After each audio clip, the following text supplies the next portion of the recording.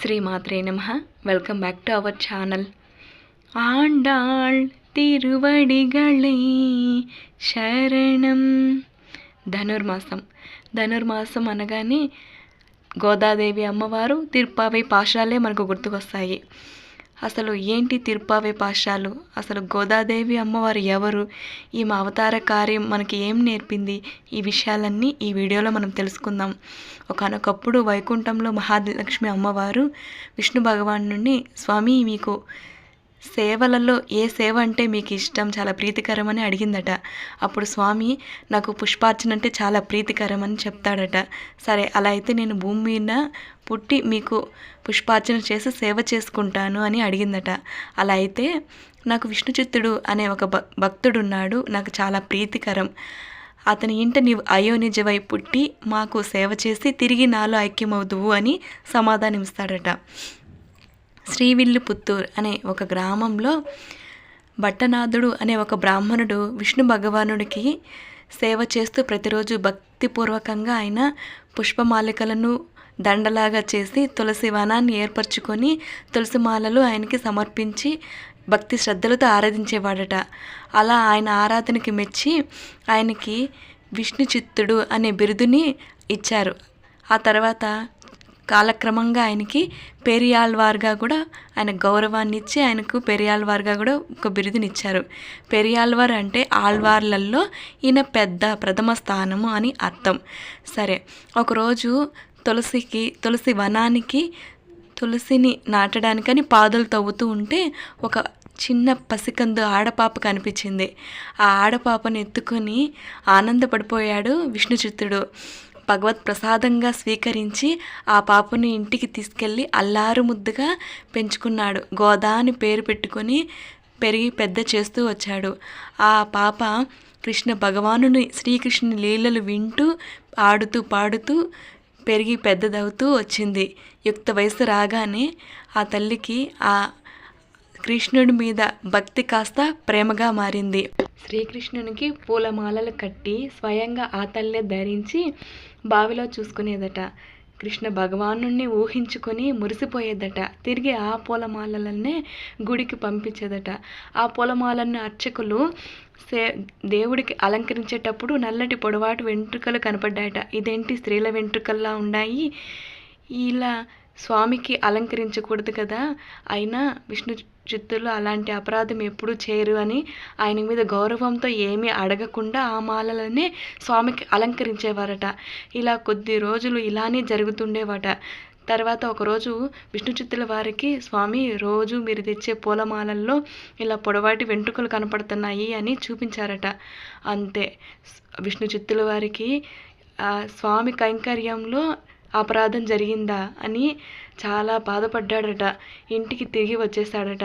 ఇంటికి తిరిగి వచ్చేసరికి గోదాదేవి అమ్మవారే ఆ పూలమాలని ధరించడం చూశాడు.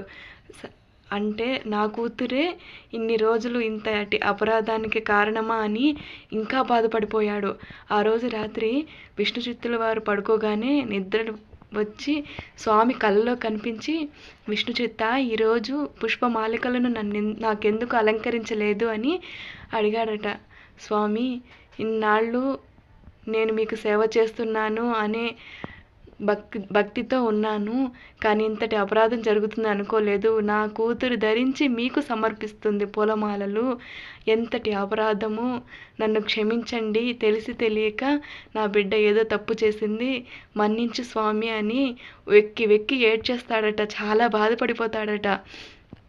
అప్పుడు స్వామి నవ్వి, బాధపడకు విష్ణుచిత్త, నీ కూతురు ధరించే మాలలు నాకు చాలా ప్రీతికరము, కాబట్టి రేపటి నుంచి నీ కూతురు ధరించిన పూలమాలలను నాకు అలంకరించు అని ఆదేశమిస్తారట. సరే, అప్పటి నుంచి అమ్మవారి మాలలను స్వామివారికి అలంకరించే ఆనవాయితీ ఉంది. ఇప్పటికీ కూడా శ్రీవిల్లిపుత్తూరులో ఉన్న అమ్మవారు అలంకరించిన పూలమాలలను తీసుకొచ్చి తిరుమలలో స్వామివారికి మళ్ళీ అలంకరిస్తారట. ఇప్పటికీ ఆ సేవ ఉంది. సరే, ఇది ఇలా జరుగుతూ ఉండగా ఒకనాడు విష్ణుచిత్తుల వారు గోదాదేవి అమ్మవారికి భగవత్ లీలలు చెబుతూ ఉండగా కృష్ణుడిని పొందడానికి గోపికలు కాత్యాయని వ్రతం చేశారు. వాళ్ళు ఎంత కష్టపడ్డారో అమ్మ అని చెబుతుండగా అమ్మవారు, ఓహో కృష్ణుని పొందడానికి కాత్యాయని వ్రతం చేయాలన్నమాట అని అమ్మవారు నిర్ణయించుకొని మార్గశిర మాసం పౌర్ణమి రోజు ఉదయాన్నే సూర్యోదయానికి ముందే నిద్రలేచి స్నానం చేసి విష్ణు భగవానుడికి పాశురాలు పాడింది. పాశురం అంటే శ్లోకం అని అర్థం. అలా ఒక్కొక్క రోజు ఒక్కొక్క పాశురం పాడింది. అలా 30 పాశురాలు 30 రోజులు పాడింది. ఆమెతో పాటు తన చెలికత్తెలని, తన స్నేహితులని, అందరినీ, తెలిసిన వాళ్ళని అందరినీ స్వామిని సేవకు రండి, స్వామిని పూజిద్దాం, స్వామిలో ఐక్యమవుదాం, స్వామి ప్రేమను పొందుదాం అని అంటూ అందరినీ, ఆమెతో అమ్మవారితో పాటు అందరినీ కూడా తీసుకెళ్ళి స్వామి సేవలో భాగంగా చేర్చింది. ఇలా 30 రోజులు అమ్మవారు విష్ణు భగవానుడికి పాశురాలు పాడి సేవ చేసింది. అలా ఆ తర్వాత ఒకరోజు విష్ణు భగవానుడు అమ్మవారి కలలో కనిపించి, గోదా, నీ సేవ నాకు అందింది, నేను ప్రీతి చెందాను, నేను నిన్ను వివాహం చేసుకుంటానని కళ్ళలో కనిపించి చెప్పారట. ఆ తర్వాత విష్ణు చిత్తుల వారికి కూడా స్వామివారి కళ్ళలో కనిపించి, విష్ణు చిత్త, నేను నీ కూతుర్ని వివాహం చేసుకుంటాను, నా 108 దివ్య తిరుపతులలో ఏ రూపము ఆమెకి ఇష్టమో చెప్పు, ఆ రూపంలో నేను వచ్చి నేను వివాహం చేసుకుంటాను అని విష్ణు భగవానుడు చెప్పాడట. వెంటనే అమ్మవారి ముందు విష్ణు చిత్తుల వారు 108 దివ్య తిరుపతులలో ఒక్కొక్క తిరుపతి యొక్క విశేషత, ఆ అర్చనామూర్తి యొక్క వైశిష్ట్యం గురించి శ్లోకం పాడగానే ఆ అర్చనామూర్తి సజీవ రూపంలో అమ్మవారి ముందు నిలబడ్డాడట. అలా 108 మంది అమ్మవారి ముందు నిలబడేసరికి ఈ విష్ణుమూర్తి రూపాలలో నీకు ఏ రూపం నచ్చింది, ఏ రూపం ఇష్టమమ్మా అనేసి అడుగుతారట. అప్పుడు అమ్మవారు, నాన్న, నాకు రంగనాథుడు అంటే ఇష్టము అని చెప్పగానే రంగనాథుడు ఆనాడు రాత్రి పాండ్యన్ మహారాజుకు కళ్ళలో కనిపించి, పాండ్యన్, రేపు గోదాదేవిని నేను వివాహం చేసుకుంటాను, విష్ణు చిత్తుల వారిని గోదాదేవిని పల్లకిలో కూర్చోబెట్టి మేళతాళాలతో శ్రీరంగానికి తీసుకొని రా, అందరికీ చెప్పి వివాహం జరిపించు అని కలలో కనిపించి చెప్పారట.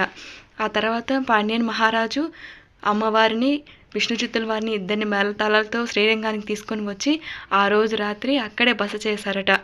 తర్వాత ఈ విషయం అందరికీ చెప్పి, అందరికీ అర్చనామూర్తికి మానవ కన్యకు వివాహమా అని అందరూ, చుట్టుపక్కల వాళ్ళందరూ, ప్రజలు అందరూ తండోపతండాలుగా వెళ్ళారట. అప్పుడు అమ్మవారికి పెళ్లి కూతురులా అలంకరణ చేసి విష్ణుమూర్తి యొక్క అర్చనామూర్తి పక్కన కూర్చోబెట్టి పెళ్లి చేశారట. అంతే, విష్ణుమూర్తి ఆ విగ్రహంలో నుంచి వచ్చి ఆ అమ్మవారిని చేయి పట్టి తీసుకొని ఆయనలో ఐక్యమైపోయారట. ఇది గోదాదేవి యొక్క ధనుర్మాస వ్రతం. ఆ అమ్మవారు 30 రోజులు పాడిన పాశురాలనే తిరుప్పావై పాశురాలు అంటారు. అమ్మవారు చేసిన వ్రతాన్ని ధనుర్మాస వ్రతం, తిరుప్పావై వ్రతం అని అంటారు.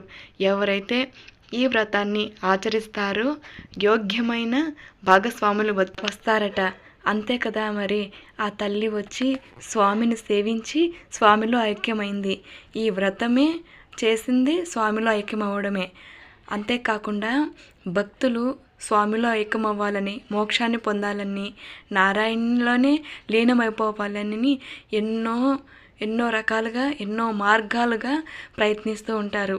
ఈ ధనుర్మాసం అనేది అంతటి విశిష్టమైనది. ఈ మాసంలో గనక మనకు నచ్చిన మార్గంలో, మనకు తెలిసిన మార్గంలో గనక ఆయన్ని సేవిస్తే గనక ఖచ్చితంగా ఆయన అనుగ్రహము, అమ్మవారి అనుగ్రహం కలిగి తీరుతనడంలో సందేహమే లేదు. అంతేకాకుండా సిరి సంపదలు కూడా కలుగుతాయి, కోరిన కోరికలు తీరుతాయి. ఇది అది అని కాకుండా మనం ఏది కోరినా ఆ అమ్మవారు, అయ్యవారు అనుగ్రహిస్తారు అని అనడంలో సందేహమే లేదు. శ్రీమాత్రే నమః.